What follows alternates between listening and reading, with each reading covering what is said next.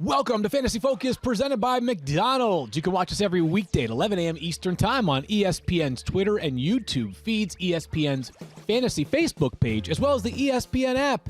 And today's podcast is presented by Geico. You can download your Fantasy Focus wherever you get your podcast. With that, we say happy Friday to you, Field, Matthew, Stephania, and Daniel here as we look forward to the remaining Week 4 games.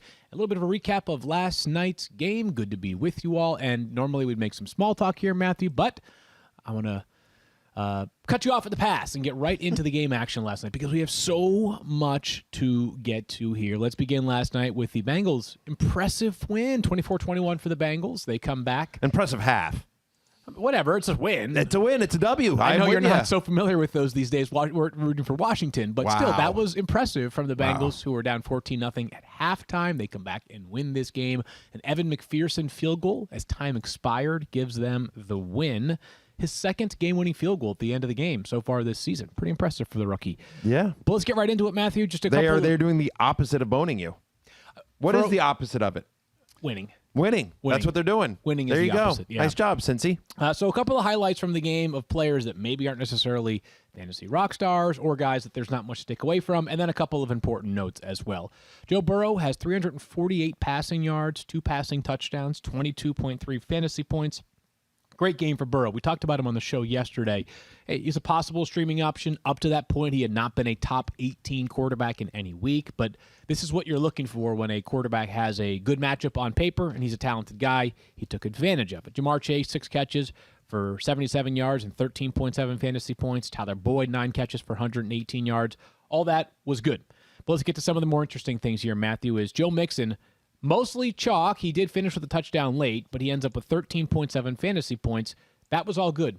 There's one thing we have to ask, though, and that's Stephania. At the end of the game, Stephania, it looked like Joe Mixon got a bit banged up. Is there anything to add to that situation now? No, just something we're watching. Sounds like an ankle issue, but there really wasn't any information after the game for the reporters with regards to the nature or the severity of it. Keep an eye on that one for sure, Matthew. I see you sort of nodding your head. It was an okay game for Joe Mixon. The volume was still pretty good. I would have loved a little bit more passing game volume. Yeah, I mean, he got 2 targets. You know, what was interesting, though, is it's like if you watch the game, like he started in the backfield and then ran out to get a place on the line of scrimmage. You know, ran out there were a couple places like he was the widest guy out. You know, wide, like, you know, he was furthest out from from the center, I should say, right? Okay.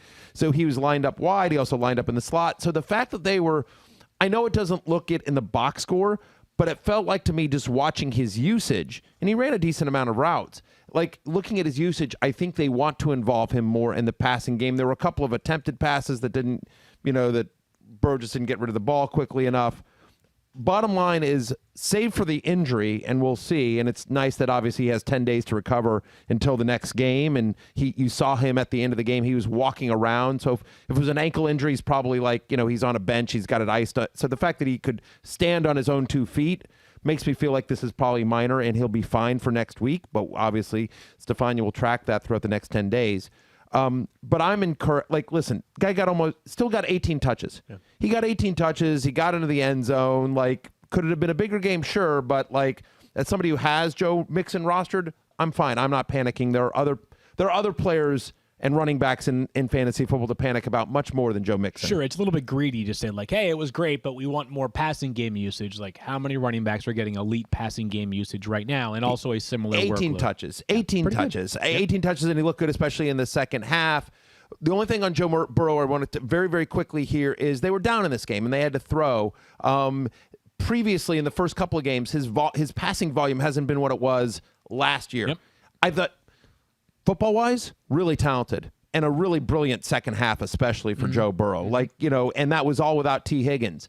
But does the passing volume continue?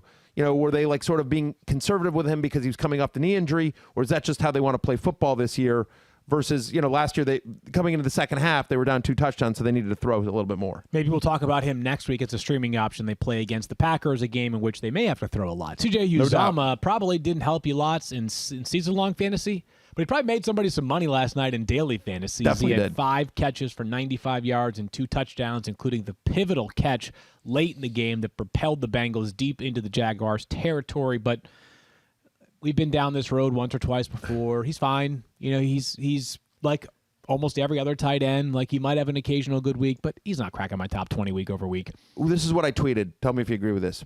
Every single year, it feels like for the last couple of years, every single year, there's a stretch of time. There's like a 4 to 5 week period within the fantasy football season where CG Uzomah is picked up and then dropped by about half the teams in your league. Yeah.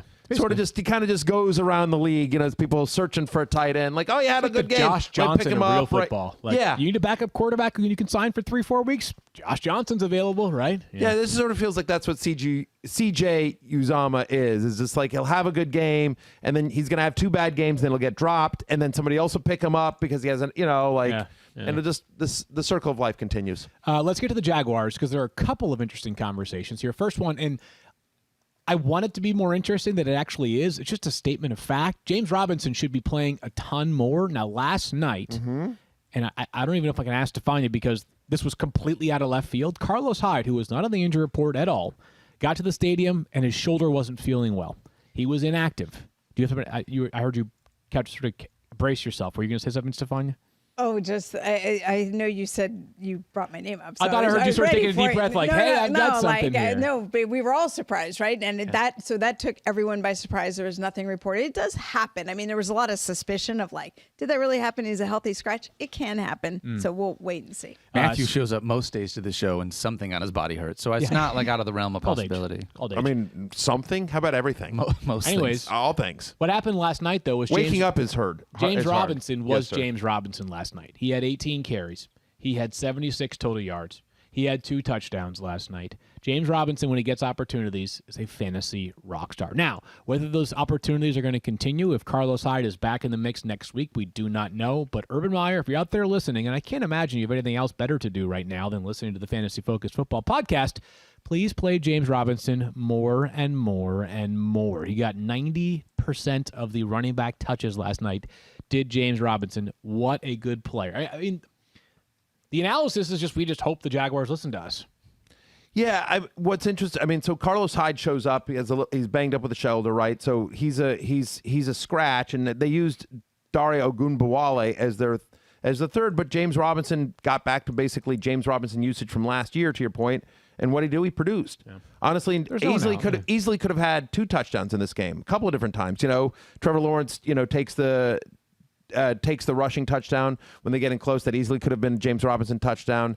They went for it on, towards the end of the half on the 4th and 1 option play, and Trevor Lawrence kept it and was stopped short. Right, exactly. Could have given that to James Robinson, which they had. Probably looking back at the film, I think, in a different scenario, probably should have.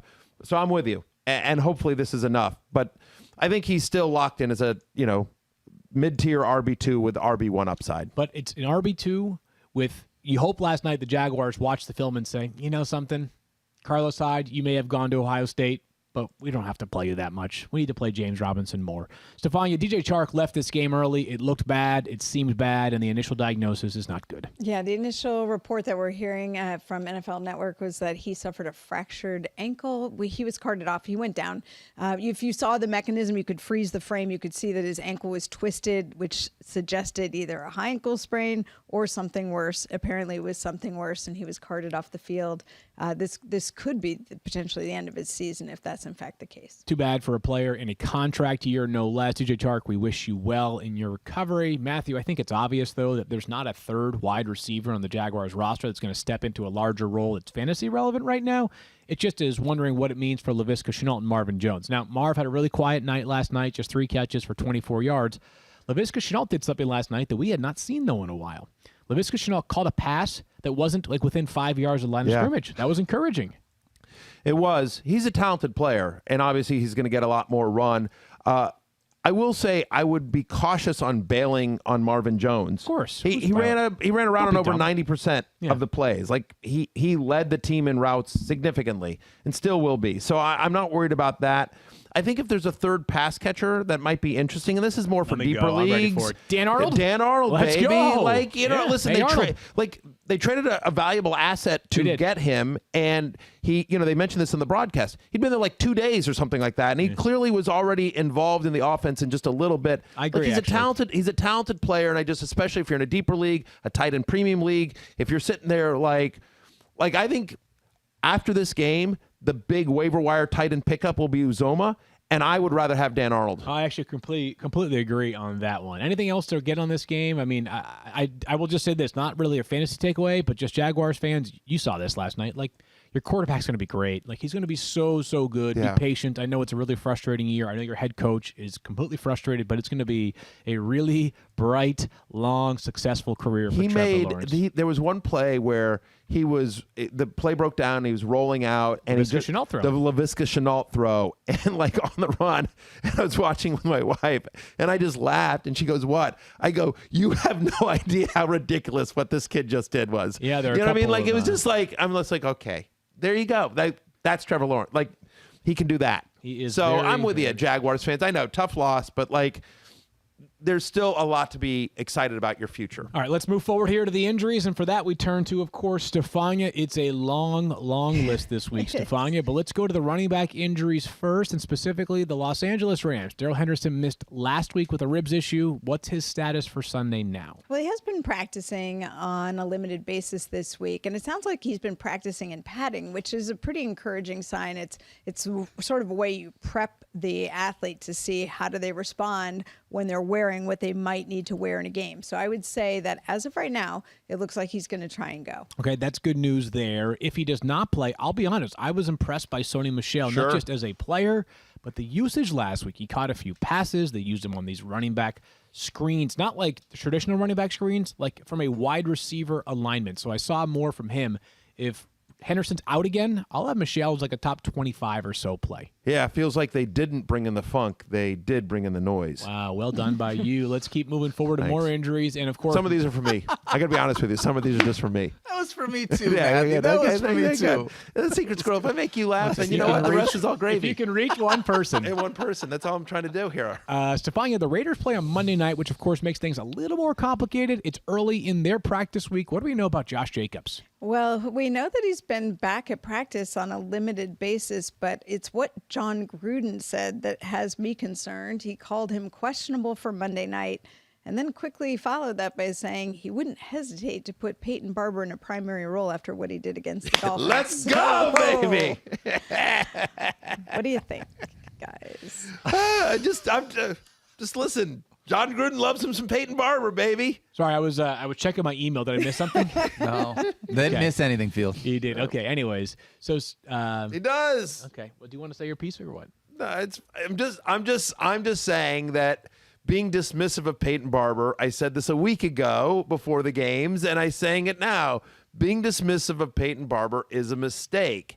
And honestly, in terms of rostership, I would argue that you would rank if you were drafting Raiders running backs today for the rest of the season, you would draft Jacobs first, but I think you could make an argument that Barber is actually more valuable than Drake the rest of the season, because if Jacobs were to miss, Barber would get the majority of the work.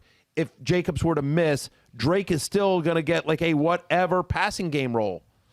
It would seem that's the case. I do have a question for everybody else in the room besides Matthew. Yeah. Did you guys notice that Matthew posted the clip of Kenyan Drake and Peyton Barber right after it took place Right. on both Twitter and Instagram? Didn't tag me. Yeah. That's two. That's two versions of it, okay? And then yesterday, I think he was trying to throw a flashback, a TBT, if you will, Throwback Thursday. Hey, Throwback Thursday to 1 week ago. This clip has aged nicely, unlike me. Yeah. Sorry. All right, so two things. You didn't tag me in that one either, though. No, I didn't. I'll Four tell you- times and no tags. Hang on, tell you what, a couple of things. First off, you tweet out stuff all the time. You don't tag me. But if it's your take, Yeah, I'll but tag you- you. No, You're no, like, no, if no, I'm no. calling you out, I'll tag you. Basically, Yeah. By the way, not even true at all. You will. If I'm honest. calling you out, I will tag you. Okay. I disagree. Matthew's wearing a shirt that says plays well with other fields, so I think that you are probably wrong here. Thank you very much. clearly And says- they False don't let you buy advertising. they don't let you buy the shirt unless it's true. That's true. I mean, That's how it just works. to let you know. Just so Right. you know. There's like a test at the store. You often will post videos from the show. You don't tag me in those. Whatever, it's fine. If I'm calling you out, I'll say, hey, Matthew's an fair idiot. enough. Okay, fair enough. Here's in all seriousness, I more wanted to post that thing just because I felt like that was more about me versus Kenyan Drake, so to speak, and I wanted to, Okay, got and it. I wanted Should've to like tagged him then. I guess so. I being genuine here. I'm being very honest here. I didn't tag you in it because I actually wasn't trying to throw you under the bus. It was more about me. You know, How about sort the of second me time doing you a posted victory. it, though? Yeah, it was also saying me doing a victory lap on Kenyan Drake. That's what that was. That legit wasn't me trying to bury you. And by the way, you can't if you want to talk about who's nicer to who on Twitter, you definitely take a lot more shots at me on Twitter than you're a vice lot easier versa. of a target. Fair enough. In this instance, being an easier target doesn't make it fair, even though it's true. I completely agree. I had a tweet lined up yesterday that would have the internet Crushed. would have loved it. And I texted Matthew and I said, I've got a great tweet, but I just don't have the heart to post it about you. and what did I respond to you You were though? like, it's okay, you can post it. Don't worry about it. It's a great tweet. It'll do well. And I was like, you know something? You should I'm gonna have. hold off. You legit should have. Okay, I'm gonna do let's move on. Okay, Stephania, the producer. And I told the you you injury should have- That's you enough. should have I'd tweeted rather that. hear about Let's football. move forward. Okay. Stephania, Elijah right. Mitchell for the 49ers was the starter 2 weeks ago. He got hurt. He missed last week. Where do we think he's at with his recovery? Yeah, boy, this game is full of injuries. So Elijah Mitchell has been back in practice this week, apparently looking a little more active than he had when he entered practice at the end of last week. But he's still been wearing a blue no contact jersey, and it sounds like he's going to come down to a game time decision. Okay. And if you look at Kyle Shanahan's words, I mean, he usually offers what he has. He talked about him having, he thought he had a stinger after that game where he was injured, and then he said it turned out to be a little more than that. We haven't got much clarity on what exactly the nature of it is, but something that was serious enough to cost him a week and still has him very questionable heading into this weekend. And then George Kittle, not on our list there, but because of what Kyle Shanahan said this morning, I do want to bring it to people's attention. After the game, he said Kittle came out with some calf soreness and should be fine by Sunday. But this morning, when he was speaking on the radio in San Francisco, he said it was no guarantee that he would play. And it sounds like they're a little more concerned about what his availability will be. Now, originally, George Kittle scheduled to speak to the media today. We'll see if that still happens. As you guys know, usually that only happens if player has a chance of playing as opposed to really looking like he's out. So stay tuned. For both Monday night's injuries, the Raiders, and also the 49ers, and any other injury, really, but especially those Monday night ones. Just a reminder, tune into Fantasy Football Now, Sunday mornings, 10 a.m. Eastern Time on ESPN2, where you can get a ton of extra info there. I'll be honest with you. I don't know if Elijah Mitchell is going to play. If he doesn't play, maybe I could talk myself into Trey Sermon as a deeper league flex. If he plays, meaning Elijah Mitchell, for this week alone, I'm avoiding because I have no idea what the backfield's going to look like if all of them are active. Let's move forward here to the Seahawks, other side of the game, Stephania, and all of a sudden we got a couple of banged up wideouts. Yeah, Tyler Lockett's been on the injury report with a hip issue, but did not practice on Thursday after being limited on Wednesday. So kind of hard to read on that one right now. Again, Friday will be a big day for him. And DK Metcalf added to the injury report on Thursday with a foot injury. So Friday practice reports become very important. Pete Carroll also generally fairly transparent about how the player's status looks after they come out of their Friday practices. I've always felt like Pete, he doesn't necessarily say it in the plainest terms, like, hey, this guy's going to be out. He says in a way like, hey, we think we're trending in the direction of feeling good about this injury situation. We hope to keep the optimism going into Sunday. He's very optimistic, and that has been a problem when trying to interpret what he says before because he wants to give everybody every chance to play. But sure. I think after you follow them enough, you can sort of tease out what he's suggesting. So for now, it doesn't sound like major concern on either one of them, but we'll follow this one closer into the weekend. And if so, we'll decide whether that means something for Russell Wilson's viability as a starter. You're probably still starting him, but maybe lowering expectations, or if maybe there is a Seahawks wide receiver that could step up into a bigger role. All right, so what do you think about I'm just throwing this out there. What do you think about Will Dissly? He's a little bit of a sleeper. I know he's not a wide receiver. He's but tight end, but with Gerald Everett on the COVID-19 list and not expected to play in this game. Totally. And if Tyler Lockett, I don't know. Will for some value in game. if you're looking for if you're looking at cheap tight end, if you're looking DraftKings, FanDuel, whatever it is you play, kind of thing. I just throwing out Will, or if you're in a tight end premium league, just throwing out Will Dissly's name, a guy that I like a lot, just talent-wise, and with no Everett and maybe Lockett at less than 100% are missing the game. We know Russ is going to throw to somebody. Sure, no doubt about that. And while it sounds like Seattle still has a chance of having both of their two wideouts, sounds a little bit less optimistic in Tennessee. What can you tell us about A.J. Brown and Julio Jones? Neither one of them are practicing this week. And it's actually, Julio was the one who started out maybe sounding a little more optimistic. I mean, A.J. Brown, we heard Mike Vrabel say he was week to week. So we never really thought A.J. Brown had much of a chance for this week. But Julio Jones sounding less likely as the week goes on. I go back to something that Vrabel said early in the week, which was that maybe they kind of leaned on them a little too much in week one. And I've talked about this before. When you take guys who I've talked about the Titans managing their veteran players very well, which I think they did. But if you then jump their workload and increase the volume and the intensity of work, which is what happens when you play a lot in a game after not doing much in the preseason, that's when you run the risk of these soft tissue injuries. And again, long season ahead, if they're concerned with two guys who have had injury issues over the last two seasons, then they're more likely to hold them out. And by the way, no team would ever say this. And I'm not saying this is the Titans' line of thinking, but if I were the Titans, I'd be saying to myself, we're 2-1 in a division that has an 0-4 team, an 0-3 team, and a 1-2 team that's going to Buffalo this weekend in Houston, probably going to be 1-3. We're playing the Jets on Sunday. Like, if there was ever a time to be really super smart and extra cautious with our players, this would be it. So, Matthew, I ask you this. If I gave you the option to start a Titans pass catcher, would you take it? And the other question is, if you have Ryan Tannehill, how far down your rankings does he fall? So Tannehill's a mid-tier QB2 for me. Okay. We saw it last week. I mean, Julio didn't really do much. A.J. Brown left that game early. Tannehill still had a solid fantasy day. Like, it's just, he's got a little bit of rushing. They're involving Derrick Henry in the passing game more. And, they had a couple of guys step up. And Chester Rogers and Nick Westbrook, and I'm going to mispronounce his last name. Don't even try. Okay. Yeah. So I apologize to Nick. But at any rate, so like you see it here in the screen, I have him as QB 15. You have him at QB 14 field. So we're both right there as a mid-tier QB 2.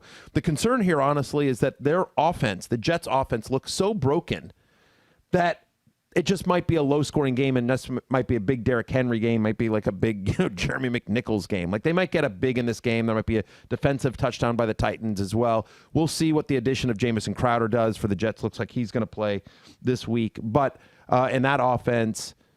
But yeah, like I do think Tannehill is a viable QB2 this week, and if he were your only quarterback, I would not drop somebody valuable to pick up a streamer this week. Like, I think he's going to be good enough, that you don't need to add to him. But if you had another option on your team, you can look there. Does that make sense? Yeah, no, I feel you. Back-to-back weeks for me, by the way, gut feeling on Ryan Tannehill. It was pretty good last week, and I think it's going to just be one of those find-a-way efforts against the Jets, who are so limited right now in terms of defensive personnel. I know they've allowed just one passing touchdown so far this year.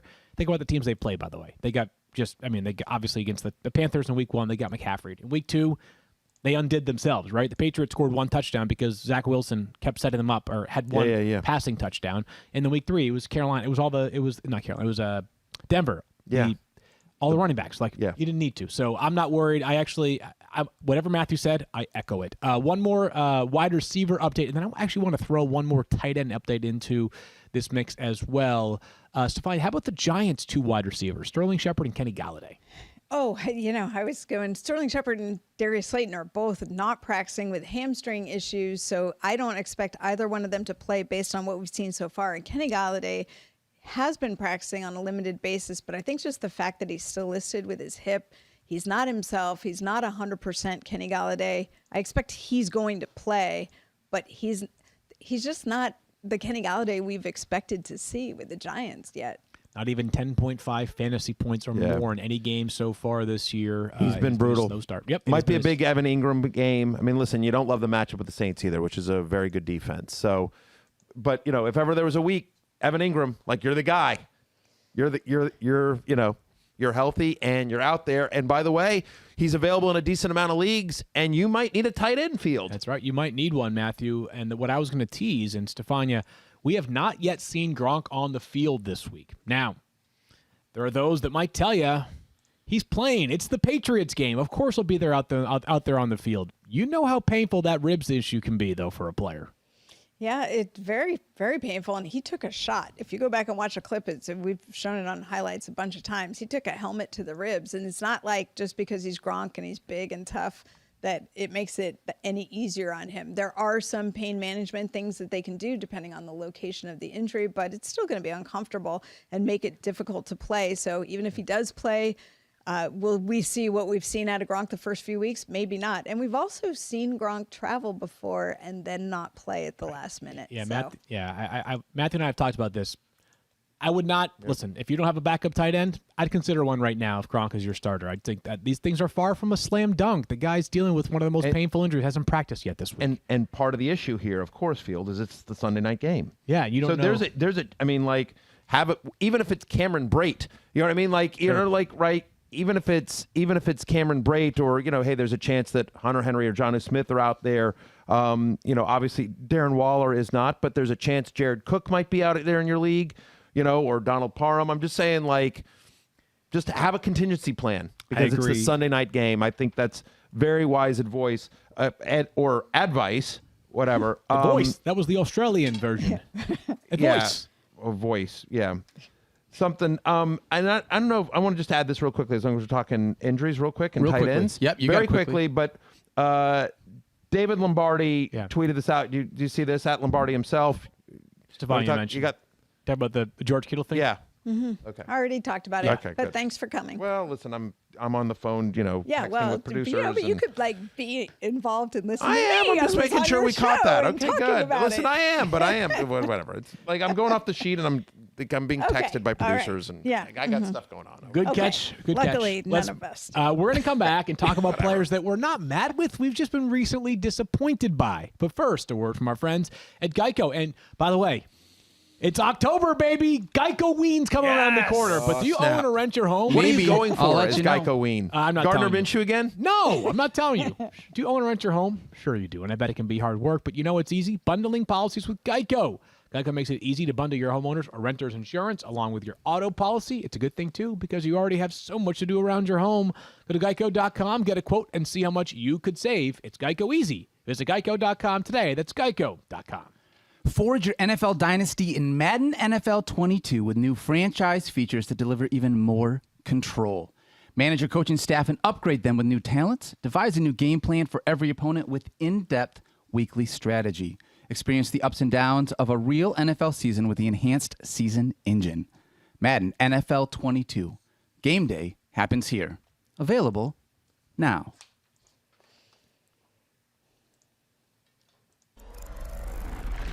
Time for our Week 4 Craveable Player of the Week, brought to you by McDonald's. Man, I'm hungry just saying that myself. Jonathan Taylor. Can a brother get a hash brown? Like, when do I get some hash brown? Like, McFlurry. You're a McFlurry guy? Well, your wife is quite pregnant, McFlurry is your staple. Oh, yes. Yeah, you know what that I makes a lot of, You know that what makes I am? I'm a Jonathan Taylor guy. There you go, Interesting. Daniel. Let's talk about Jonathan Is he Taylor. craveable? He is. Colts running back Jonathan Taylor, who is our Craveable Player of the Week, brought to you by McDonald's. So far this season, he has been RB28. Matthew, you have him on the love list this week. Tell me more about why you love Jonathan Taylor. I think this is a get-right game for Jonathan Taylor. Listen, and Quentin Nelson banged up. I totally get the concerns on what Taylor has done so far. But think about how this game plays out, right? Last week, obviously, the Colts were down. They had to use a lot of Nyheim Hines. This game against Miami's offense, listen, this is the revenge game no one's talking about. You know, Jacoby Brissett facing his former team. It's another big revenge game, another quarterback facing his former team this week. But look, the Dolphins' offense is not going to be explosive. It's not going to. The Colts aren't suddenly going to get down in a big way to Miami. So I think the Colts are either even or up in this game, and I think they run well against a Dolphins team that literally just gave up 111 yards and a touchdown to Peyton Barber in Week 3. Dolphins so far this year give up the third most carries, the third most yards, the second most rushing touchdowns to opposing running backs. You know, Jonathan Taylor is tied for the NFL league lead with 13 different red zone carries. Give me some Jonathan Taylor this week. It's a get off the schneid week. It's a get right week. He's a top 10 fantasy running back this week. I guarantee it. One update from Stephania before we close the books on this. What do you got? Well, Jonathan Taylor's been on the injury report this week, limited because of his knee. But I want to add to Matthew's optimism and say that I understand that he will, in fact, play this week. So if people were wondering and yet heard your love thing, I'm lending support to that. Jonathan Taylor expected to play. There you have it, our craveable player of the week, brought to you by McDonald's. By the way, I'm so happy that you know the term "get right" game. Yeah. You didn't listen to Mike Clay. I'm sure you listened to the show. Did you yesterday? No. Fix me. I don't listen to this show when I'm on it. Fix me. He called it a fix me. I mean, game. we just learned that like 2 I don't minutes listen to ago. the show when I'm on it. That's true. You know what? I look right at the camera. There's a camera right here. And when Lisa, our director, puts the little red light on, I just talk. Yeah. That's what I do. Well, hold on, though. But should yesterday, put the Mike red was light trying on to less. come up with the term "get right" game. Yeah. He was like, yeah, he's going to have one of them "fix me" games. Mike, we love you like so It that. sounded much. like He's he gonna have- needed a hug. Like, No, fix me, poor I'm Mike broken. Clay. Fix me, yeah. By the way, I may start using that on purpose now. So here's an interesting one. Yeah. Tyree Kill. This is actually amazing. He hasn't been a top 45 wide receiver in either of the last 2 weeks, and he's still wide receiver 13 for the year because he had a monster week 1. Sure. So he's top 5 for all of us. I'm not going to tell you that you should 100% be starting Tyree Kill every single week that he is on the field and active. Yeah. He has a chance. He has as good of a chance as really anybody, maybe other than Davante Adams, to being wide receiver 1 in a given week. I just have a thought here, and I'm just sort of sharing this in the football universe, is the past 2 weeks. Remember 2 weeks ago, the Chiefs played the Ravens on Sunday Night Football. Yes. And the strategy seemed very clear. If somebody's going to beat us through the air, it's not going to be Tyree Kill. Right. Wink Martindale, the Ravens' excellent defensive coordinator, in his press availability after that game, it was a couple days later, said, people are calling me. Maybe it was a report saying that people were calling Wink Martindale, asking him, like, what did you do? What worked, right? It seemed like in watching that game, that was the strategy. And there were certainly many other things involved. Last week, I'm not sure if it was a carbon copy or not, but it seemed like the Chargers were intent on not allowing Tyree Kill to beat them. I'm not sitting here saying that Tyree Kill's not going to have an incredible season this year. I'm just wondering if just like this is more football strategy approach, if teams are going to say, hey, the easiest way, and easy is a relative term when you're playing the Chiefs, but the best way for us to try to contain them is to not let Tyree Kill go for, 7 catches, 175 yards and a touchdown. Right. And by the way, you think about who they play this week. They play the Philadelphia Eagles, who like to play safeties deep, right? I mean, just in general, like that tends to be Tampa 2 shell. Right, yeah, right, comes from exactly. Jonathan Gannon, their defensive coordinator's got those roots in Indy and all that. Yeah, interesting. Yeah. So, but having said that, you've got 3 things going for you on the other side of the ball. Let me guess. He's Tyree Kill is one of them. Yeah, he's insanely talented, Okay. super fast. His Patrick Mahomes is really good, too. Yeah, his quarterback is unbelievable. And the Chiefs have lost 2 straight games and they're pissed off. I was going to say, and his head coach is Andy Reid, who's as good an offensive mind as there is in football. Sure. Yeah. So anyways. So, I mean, I'm just saying, like, they'll see, okay, we've seen these 2 things, but we've got a guy that can throw it a country mile and that can make almost any, he can make any throw that there is. And I've got a guy that is really, literally, quote, faster than ya. Yeah. So, you know what? I'm just going to find different ways to get the ball into Tyree Kill's hands. I'm with you. It is worth noting, and it's interesting. Having said that, you're still starting Tyree Kill every single week, and you're not thinking about Right. it. That's like a conversation to be had on like NFL Live or Sunday NFL Countdown, more so than it's like I think you're starting it for fantasy football. There's my take on Tyree Kill. Right. Let's move forward, But though. the question becomes, like, do you try to sell him while his value is still number 1 wide receiver in football, Davante Adams, in that level, if you think that there's a chance that when we're all said and done, he's like wide receiver 8 Right, or wide receiver 10. Maybe conversely, you try to buy when he's down right now. You Right. know? Like I bet you could. People do some weird stuff in fantasy football, so you could probably find a True buy that. low opportunity before Sunday True that. begins. But anyway, we think this might be a fix-me game for Tyreek. So good. Let's move forward here to a couple wide receivers that honestly I am flummoxed about. First one's Robert Woods. Now, Matthew, you made your case a few different times this week about Yes. some of the things that aren't going well with Robert Woods, and part of it is simply like Matthew Stafford's not looking his way. Now, there was one encouraging number that my cousin Griffey sent along to me. He's like, hey, I know you're disappointed. However, his target share is nearly 24%. That's good, right? So the target share is good enough. I still couldn't bring him into my top. He's number 30 for me this week. Robert, you have him 28. You love Robert Woods. I know how to fix him. You know what? I figured this out. Are you playing against him this week in any leagues? I don't know. I haven't actually looked. I'm playing him. He is my War Room League wide receiver. He's my Dynasty League wide receiver. You should I trade have him on to a few me when we teams. play each other. Yes. Okay. And that'll reverse it. Well, here's what I did. I did the best I could, given my limited resources in terms of reverse jinxing. I put him on my hate list. Oh, okay. And That's literally pretty my good. reasoning was, I literally put this in the column. I said, look, one of two things need some happens. help. One of two things happens. Either he stinks again, in which case I'm right. Good. Bully for me. Another right call for me on the love-hate. Or Happens every once in a while. or he goes right, or he does like, what listen, I had Ezekiel Elliott on the hate list last week, and he went off, right? I mean, like, or I put him on the hate list, and it's one of those calls that people can look at, like, oh, Barry's always wrong, blah, he got this one wrong of the 40 players I called, and so but then he'll have gotten off the schneid, and he'll have scored fantasy points for the many teams in which I have Robert Woods. So really, that section of my love hate was really for me. Some of them are for you, but that one was for Maddie. Yeah, let's be clear. Most of them are for us. Occasionally, there's one for you. Occasionally, there's one for me. That one was for me. Yeah. So anyway, right. He's on the hate list. I'm just telling you, I get with the target share, but it's dink and dunks. Like they're not, it's very rare that I've seen Matthew Stafford. I've watched all those Rams games that Matthew Stafford looks for Robert Woods as his first option.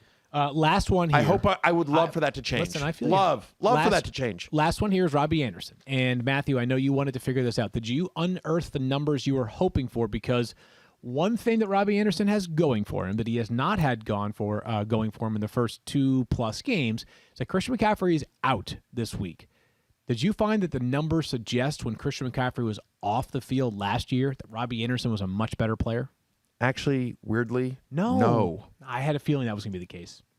No. Last season, in games in which Christian McCaffrey did not play, Robbie Anderson averaged 12.7 fantasy points per game, would have been wide receiver 37 last season. He had only 2 touchdown catches in those 13 games. Now, and touchdowns are a little bit fluky, but what do you know? I have him ranked 37 this week. He's a talented player.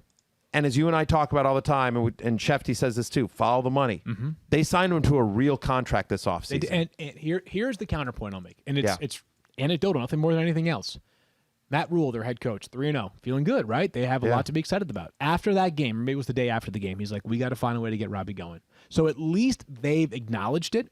Matt Rule, if you come from college, you're a player's coach, man, because in college, they're the bosses, right? I mean, you got recruits. You're always trying to sort of cater to the next wave of talent that could be coming to your respective school, whether it's Temple, whether it's Baylor, whether now it's Carolina. So right. I do believe there is a chance that Robbie Anderson has a fix-me game on Sunday, but that chance is pretty small, my brother. Yeah, I like the fix. I think there's a chance that he has a fix-me game as well. I like that this is now becoming a thing. Right.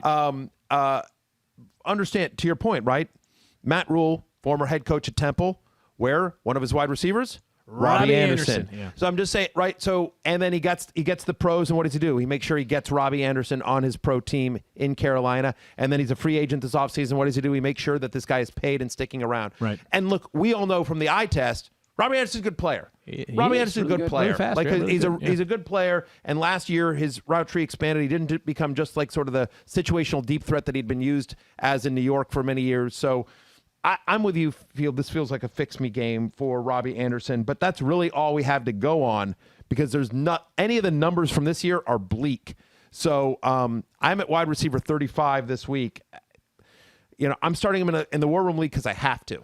But every other league where I have another option, he's going to get a fix-me game on my bench. We're going to talk about offensive offenses in just a minute, but first, college football fans, after an offseason that felt a little more off than usual, Fansville and Dr. Pepper invite you to celebrate because college football is back, and so are the fans.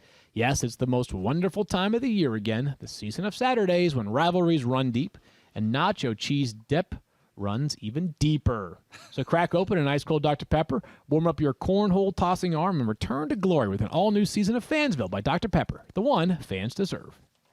Hey, football fans, I want to tell you that NFLSundayTicket.tv is like having front row seats to every live out-of-market game every Sunday afternoon. I mean, no matter where you live, streamed right to your favorite device. And this season, that means 18 weeks of glory and more games than ever before. Visit NFLSundayTicket.tv and order today. Use promo code FFF2021 at checkout to save 15%. That's FFF2021 at checkout to save 15%. Select international games excluded. Eligibility restrictions apply. Compatible devices required. Data charges, may apply. All right, Field, let's talk about... Wait for the swipe, Daniel. I was waiting for the swipe. Okay, sorry. Oh, I didn't know. It's just because the audio people don't know that there's a swipe happening. So when I sit there for 4 seconds and they don't know, like, why are we so quiet? I'm trying to teach you patience, Daniel. I'm trying to teach you podcasting. I could use a lot of lessons. When do those lessons start? Wow. I need about a year of them. Wow, hey, come on. Oh, man, let's Your get back. shirt says play well with others, Matthew. I do play well with others. It's false It doesn't say advertising. plays well with everyone. Oh. It doesn't say plays well with everyone. It says plays well with others. Okay. I'm just going to jump in real quick with a little update. Rob Gronkowski is practicing today, according to Jen Lane. So something positive. Let's see how he comes out on the final injury report of the week. Okay, good news there for Gronk. Keep an eye on that one going into Sunday. Let's get back Have to a option. offensive offenses. I put the emphasis backwards when I said that the first time. Stephania, the Bears have a quarterback? Or Presumably? several. Maybe? Like, look at it however you like. They have one, they have several. But how about Andy Dalton? Yeah. Andy Dalton and Justin Fields, both on the injury report. Neither one has been committed to, at least as far as we know. We haven't heard who is starting.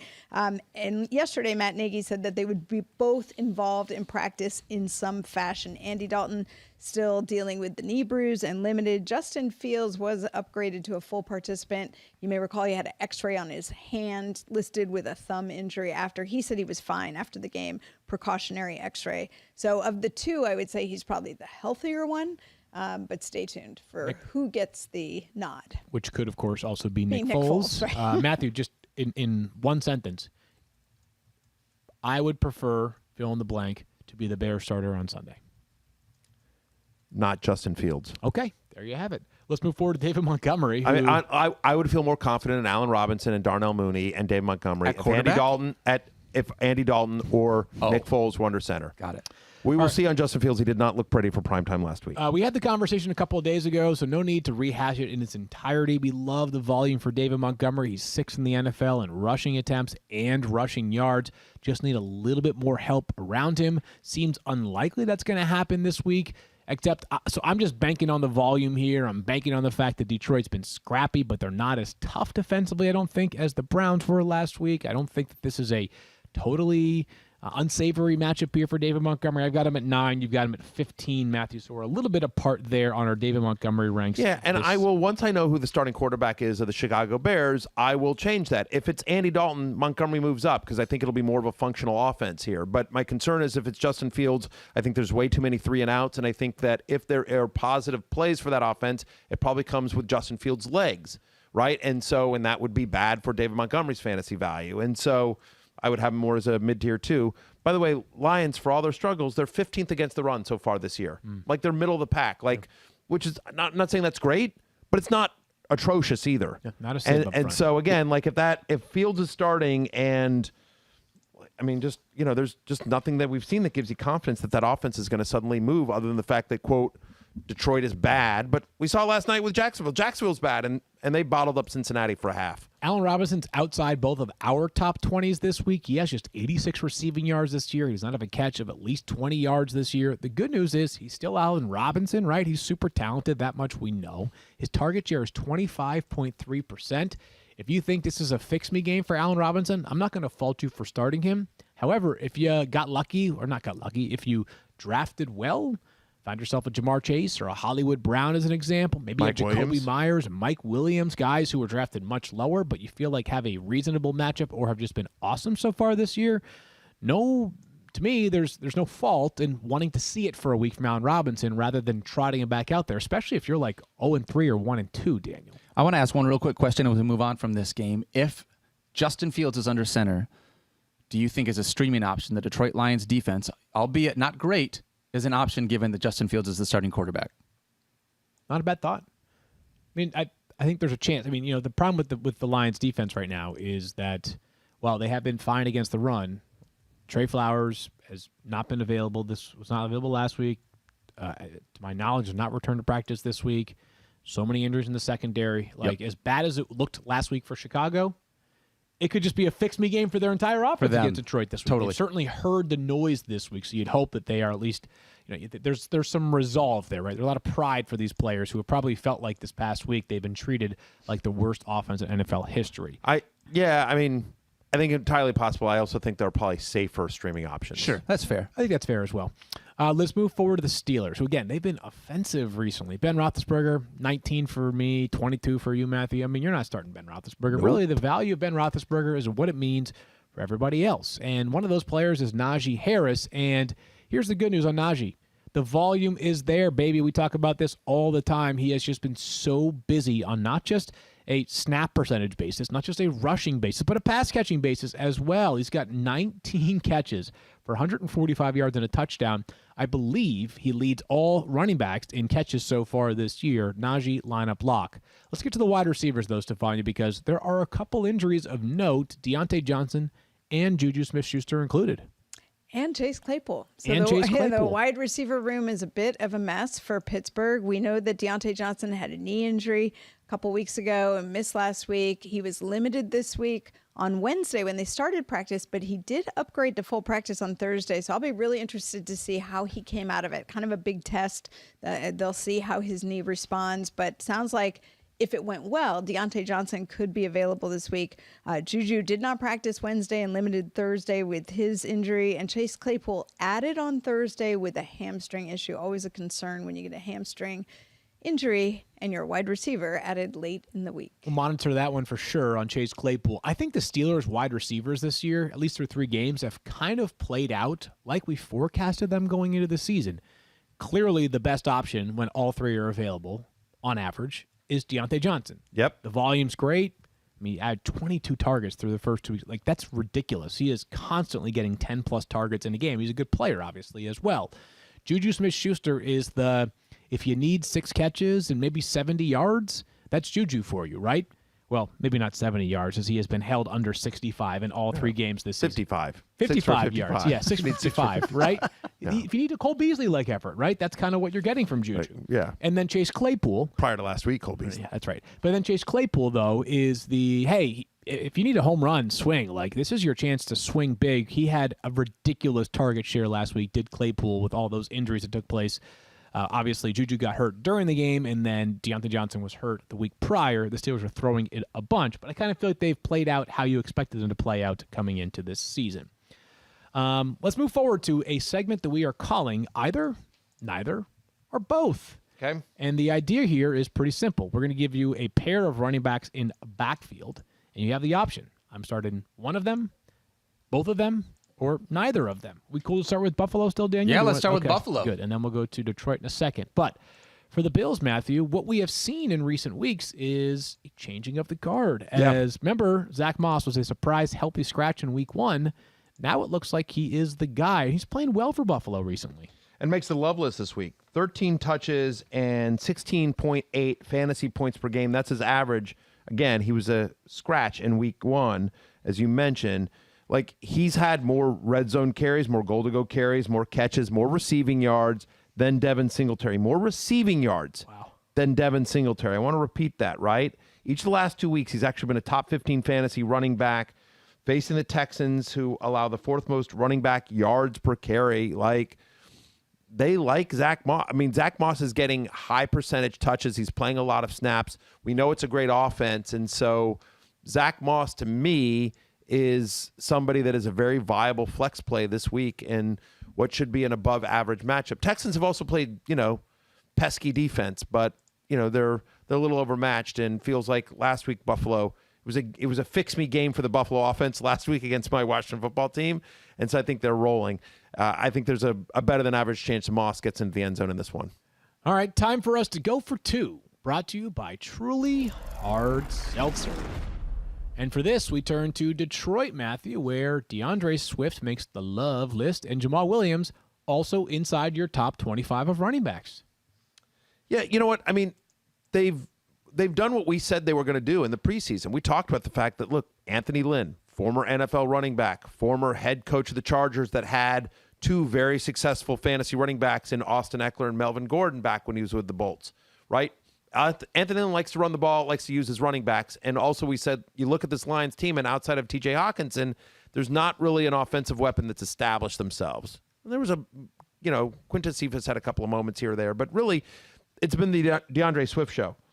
He has a 19% target share in the passing game. Get this. This stat's crazy, Field. Deandre Swift averages 13.9 fantasy points per game as receiver. Right, it's crazy. Yeah, it's nuts. Like, take the rushing out of it. Averages per game. Per game.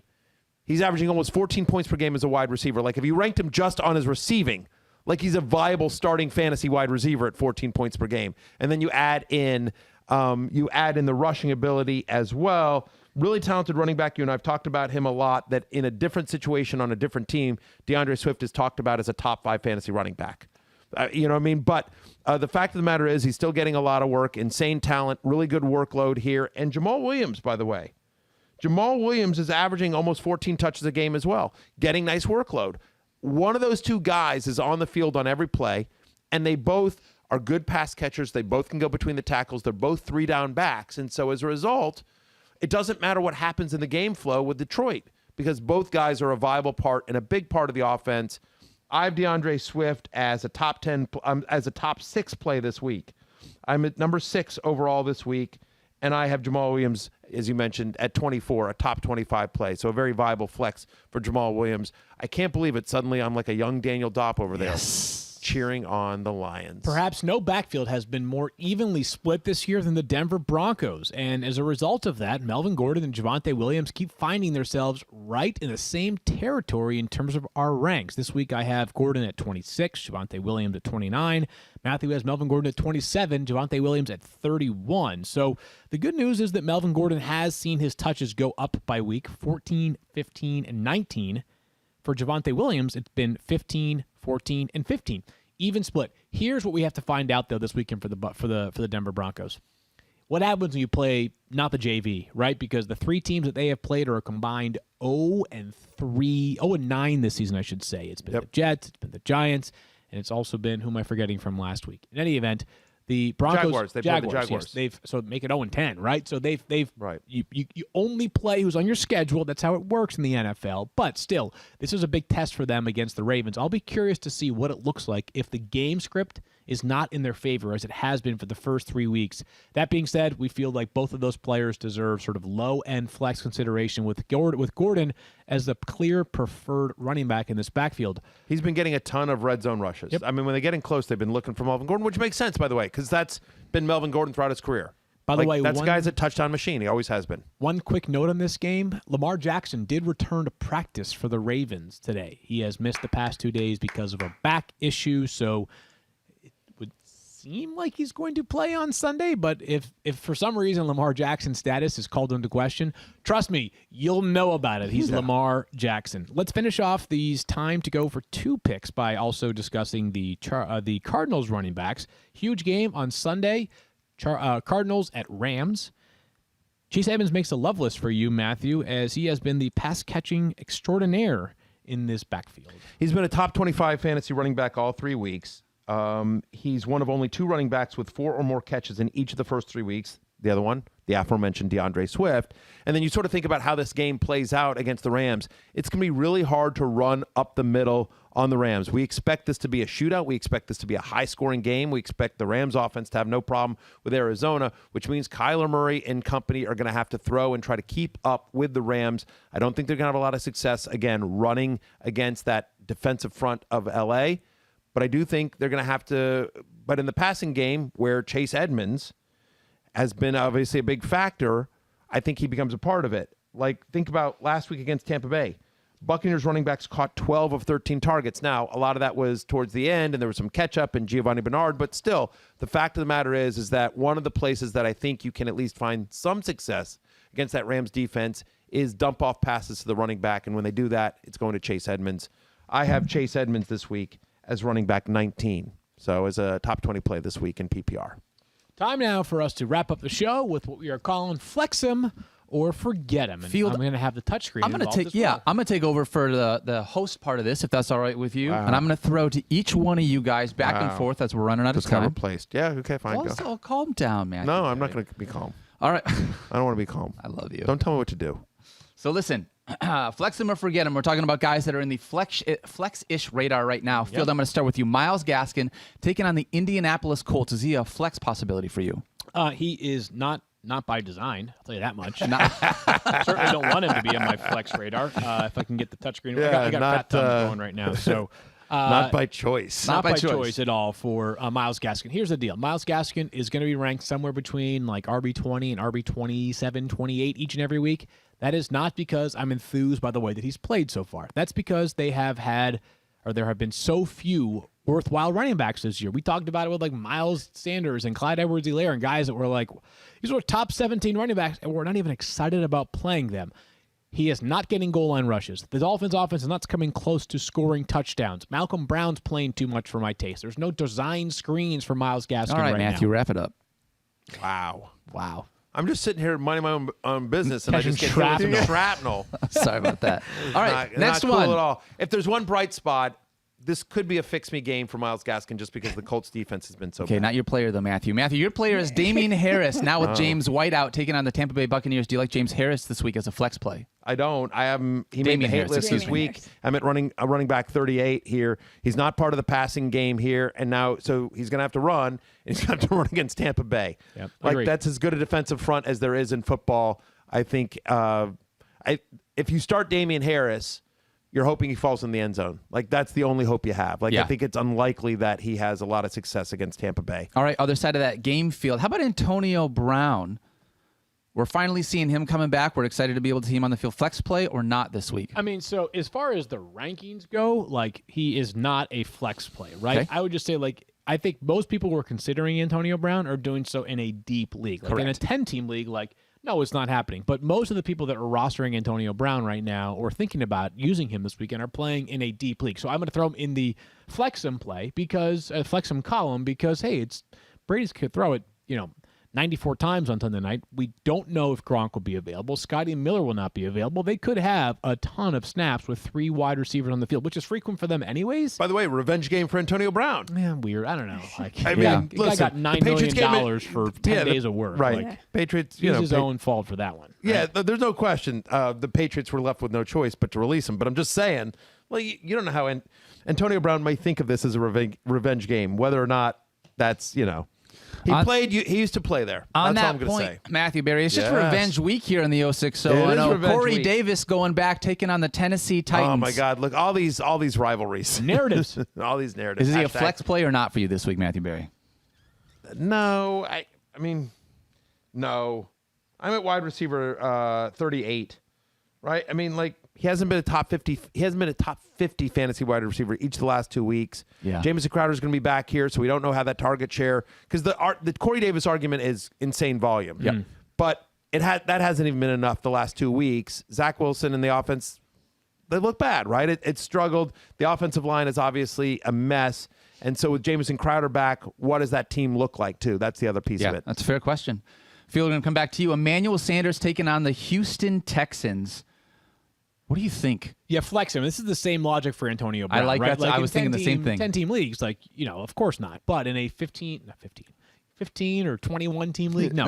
In a 14 or 16 team league, then I'm okay with it, right? He's got 6+ targets in all 3 games this year. How about this? His next gen stats in terms of his speed are this guy is flying around the field, one of the fastest players on the Bills roster at the age of 34, and a great matchup this week. I think the Bills steamrolled the Texans. No surprise there. They're favored by 17.5 points. Right. I think that Josh Allen doesn't have a fix-me game because he fixed himself last week, but he has a I'm back in the MVP conversation game on Sunday. All right, Matthew. Yeah, and I'll just very quickly on Emmanuel Sanders, the 6 targets every game is important. I know he's had 2 bad games and 1 good game, but I do think Emmanuel Sanders, like in a 12-team league where you play 3 wide receivers, I think he's very much lineup roster worthy in a league like that, too. Absolutely. So, yeah. Matthew Berry, I'm going to go to you next. Odell Beckham Jr., after being back last week, is he a flex play for you after 1 week back on the field?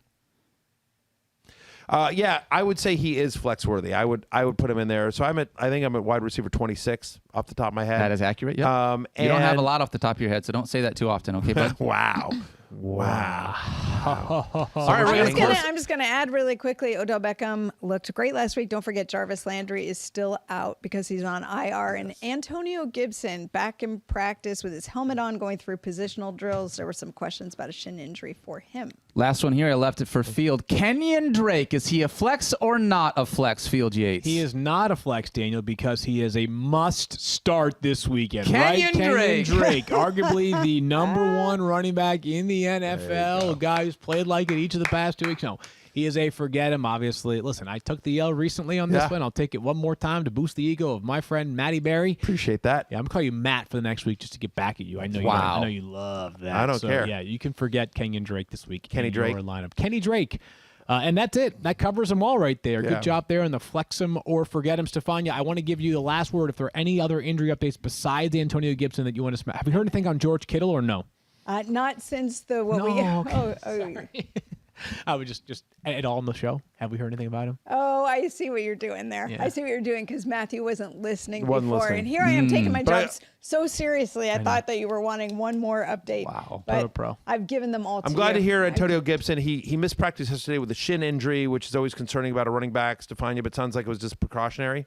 I don't know about that, but he was participating in drills this morning. So Okay, that's a good bump news up right from there. not. If you have Antonio Gibson and you're looking for insurance, Jarrett Patterson, who they like a lot, I believe if Gibson were to miss the game, and at the moment we don't have any indication that'll be the case, but if he were to miss the game, Jarrett Patterson, I think, would be the guy. J.D. McKissick would just remain in his third down role. By the way, as long as we're talking Washington football team here real quickly, We Curtis weren't. Samuel back at practice. Eligible to be activated off of IR tomorrow is Curtis Samuel. You'll find out that news at some point right before. I think there's a chance he plays on Sunday. At 4 p.m. Eastern Time. More on all these storylines on Fantasy Football Now, Sunday morning at 10 a.m. Eastern Time. For Daniel and Stephania and Matt, I am Field. We'll talk to you guys then. Thanks for watching the Fantasy Focus Football Podcast presented by McDonald's. Yummy. Peace out.